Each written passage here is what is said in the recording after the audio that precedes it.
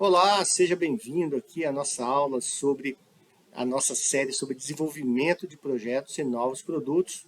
Eu sou o professor Luciano Pimenta Valadares e vou falar com vocês hoje sobre introdução à pesquisa de marketing. Uma coisa muito necessária que a gente faz o tempo todo, nós respondemos pesquisa de marketing o tempo todo através da tecnologia e hoje a gente vai ver como que isso acontece. Muito bem. Então, falando sobre essa pesquisa de marketing, a pesquisa de marketing é uma ferramenta de grande utilidade para as empresas tomarem decisões e definirem ações a partir da pesquisa. É possível obter informações válidas, relevantes e atuais, com as quais as empresas podem evoluir e se manter competitivas. Então, as empresas precisam das informações do mercado para que elas consigam operar. E aí, operar de forma assertiva, né? Então, eu tenho que descobrir qual é a necessidade do meu consumidor para que eu possa me preparar para atender aquela necessidade. Para isso, pesquisa de marketing é fundamental. Bom, então a importância da informação no processo decisório sobre, por exemplo, o que produzir. Então, as decisões de marketing envolvem aspectos que vão desde a mudança de posicionamento da empresa no mercado ou a entrada em um novo mercado, até questões minuciosas, como a melhor forma de preencher a prateleira na loja. A decisão inicial a ser tomada está ligada diretamente com a necessidade ou não da pesquisa em dada situação. Eu costumo dizer que pesquisa é importante o tempo todo, né? E acho que as empresas também entenderam. Então, para todas as situações, hoje a gente está respondendo pesquisa, porque isso já faz parte aí do cotidiano do marketing. Então, quais fatores influenciam essa decisão? Primeiro, relevância. A pesquisa não deve ser feita para satisfazer uma curiosidade ou para confirmar a sapiência de uma decisão já tomada. A relevância surge com o apoio das atividades estratégicas e táticas do planejamento. Isso é, ajuda a antecipar os tipos de informações que serão necessários. E aí é importante a gente dizer o seguinte: por que não deve ser só para satisfazer uma curiosidade? Porque pesquisa custa dinheiro. Imagina, se eu for fazer uma pesquisa tradicional, você vai ter que pôr gente na rua. Hoje, se eu for fazer uma pesquisa através da internet, você vai ter que pagar algum analytics aí para que ele possa te dar esses dados. Isso não é barato, então não serve só para você ir lá e deixa eu ver se é legal. O outro fator aí é o tipo e natureza da informação buscada. Então, a decisão de empreender ou não uma pesquisa de marketing depende do tipo e da natureza da informação procurada. Se a informação necessária para ter a tomada de decisão já existe dentro da organização, seja na forma de resultado de um estudo feito por outro problema ou na forma de experiências e talentos, a pesquisa não é oportuna. O que isso quer dizer? Que a gente não precisa fazer pesquisa da pesquisa. Muitas vezes, os dados já estão dentro da organização, porque elas já geraram por algum outro momento. Então, isso é uma pesquisa que a gente chama com dados secundários.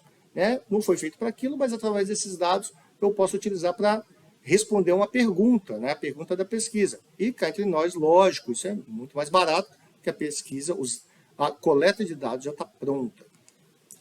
Um outro aí é o momento. As decisões sobre pesquisa são limitadas pela marcha dos acontecimentos. Frequentemente, essas decisões têm um prazo determinado e precisam ser tomadas de acordo com o cronograma e utilizando quaisquer informações disponíveis. Então, você vê, pesquisa em momentos eleitorais. Aí vamos pesquisar os candidatos, o que eles estão querendo ou não. Dia dos Pais, vamos pesquisar o que os pais estão querendo para comprar no Dia dos Pais. Dia das Mães, Dia das Crianças, Natal, tudo isso influencia o momento em que você vai executar aquela pesquisa. Outra coisa é a disponibilidade de recursos. Como eu falei, custa caro. Em muitos casos, a pesquisa de marketing é solicitada sem o completo entendimento dos gestores a respeito da quantidade de recursos necessários e disponíveis, incluindo aqui tanto recursos financeiros quanto humanos. Bom, recentemente aí a gente teve a pesquisa do IBGE, que era para acontecer em 2020, não aconteceu.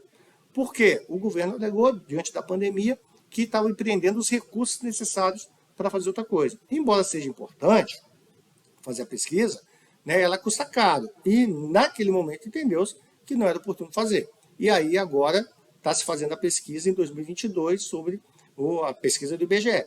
E aí a gente está vendo aí o batalhão de pessoas que são contratados para poderem estar executando essa pesquisa, que são remuneradas por isso. Então, assim, realmente você tem que saber qual é a dimensão para saber se você tem disponível ou não esses recursos. Uma outra coisa é a análise do custo-benefício. O que eu ganho com isso? Antes de conduzir uma pesquisa de marketing, deve-se realizar uma análise do custo-benefício que determine o valor da informação buscada. A disposição de obter informações adicionais para o apoio à tomada de decisões por uma pesquisa de marketing deve basear-se na percepção do gestor sobre a qualidade incremental e o valor das informações diante do custo e do tempo empregados em sua obtenção. Então, não é simplesmente sair fazendo pesquisa, é entender se eu ganho alguma coisa ou não ganho alguma coisa com isso, fazendo aquela pesquisa. Aí a relevância também faz parte na hora da gente pensar nessa pesquisa. Então, tudo isso é levado em conta. Muito bem. As diferentes aplicações da pesquisa de marketing. Então, a gente tem aplicações mil aí para a pesquisa.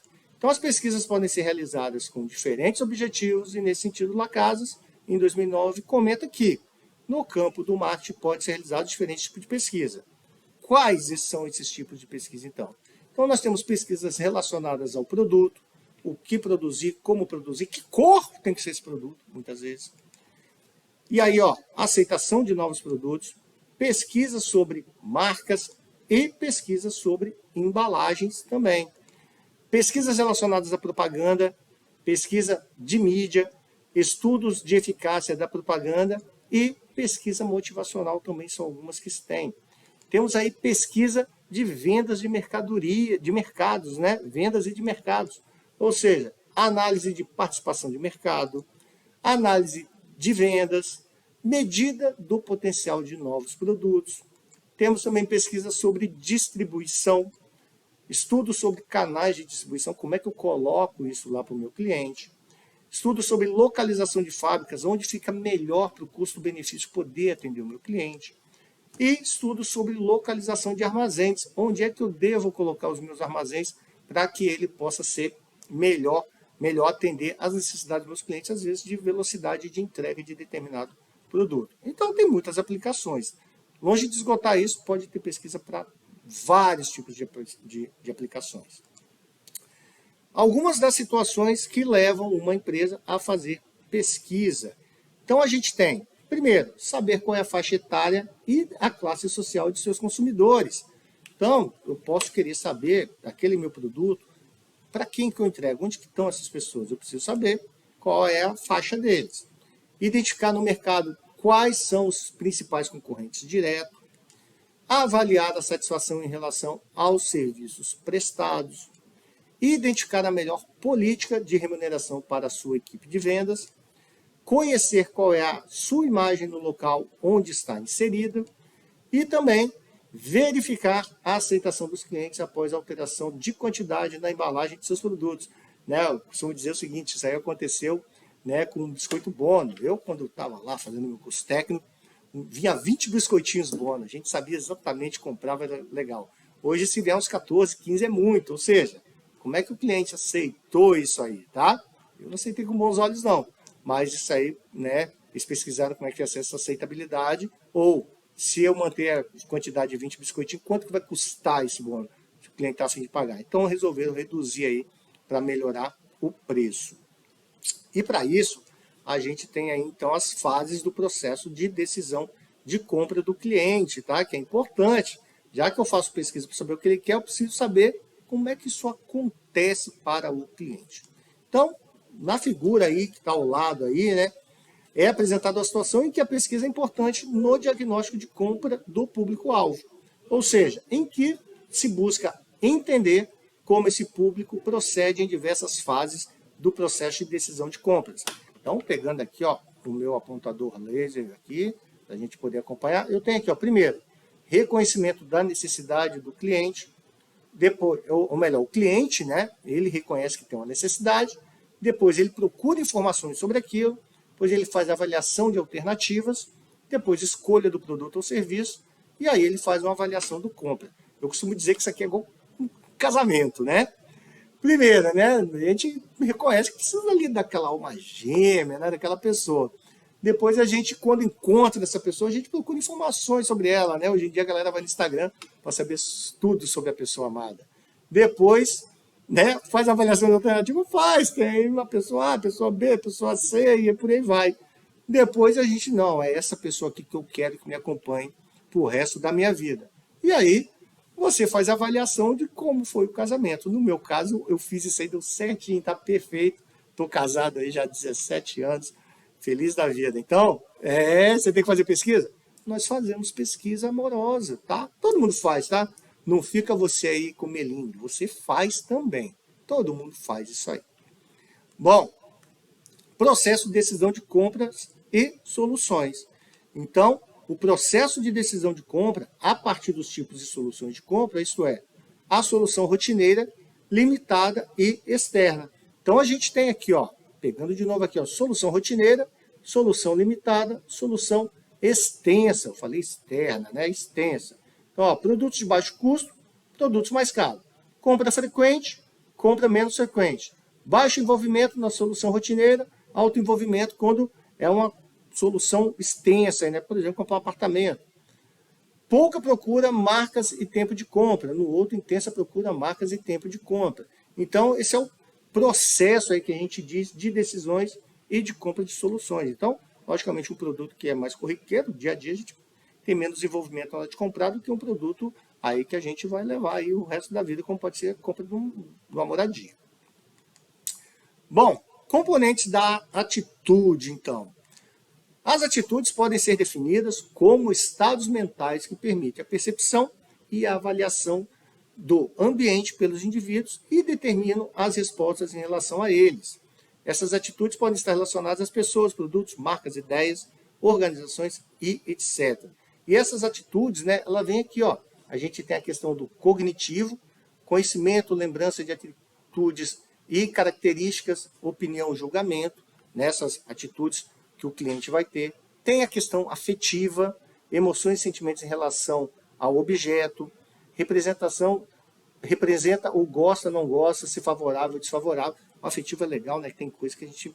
Cheiro, eu sou muito de cheiro, tá? E música, né? Auditivo. E isso traz uma memória afetiva que às vezes faz você comprar o produto. Simples assim. E intencional, expectativa de comportamento futuro em relação ao objeto. Então, esses são os componentes das atitudes que o cliente pode ter em relação ao seu produto, sua empresa, seu negócio, sua ideia e tudo mais. Bom, vamos falar sobre sistema de informação de marketing, o SIM.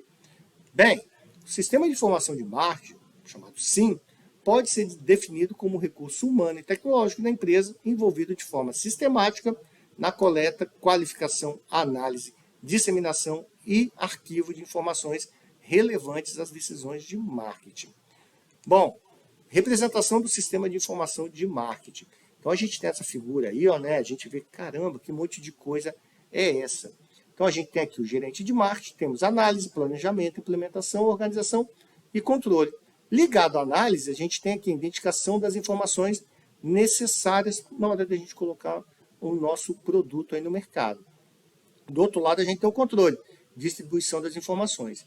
Nesse meio aqui, são os sistemas de informação de marketing, que ele passa por banco de dados interno, análise das informações, pesquisa de marketing, que aí já é uma coisa externa, inteligência de marketing. Tudo isso aqui para culminar no ambiente de marketing, para descobrirmos qual é o nosso mercado, quais são os canais que vamos utilizar, quem é o concorrente que a gente tem que tomar cuidado, qual é o nosso público e qual é o macroambiente que vai cercar todo o nosso ambiente. Então, o sistema de informação de marketing, ele cuida disso, né, como já disse, sistematicamente, para que a gente possa, né, entender esse ambiente aqui de marketing que se põe para cada organização. Bom, galera, aula rapidinha aí, mais longe da gente esgotar o assunto, tá? Nós vamos falar mais ainda sobre pesquisa de marketing. Espero que você tenha gostado. Se gostou, dá o joinha. Se não gostou, deixa o comentário lá, que é importante, para que a gente possa fazer uma reedição dessa aula, quem sabe, e tá melhorando aí o conteúdo para você. O interesse aqui é que você aprenda, que você possa, e se puder colaborar, né? com os seus comentários lá. Fica aqui meu abraço, meu até logo, tchau, tchau.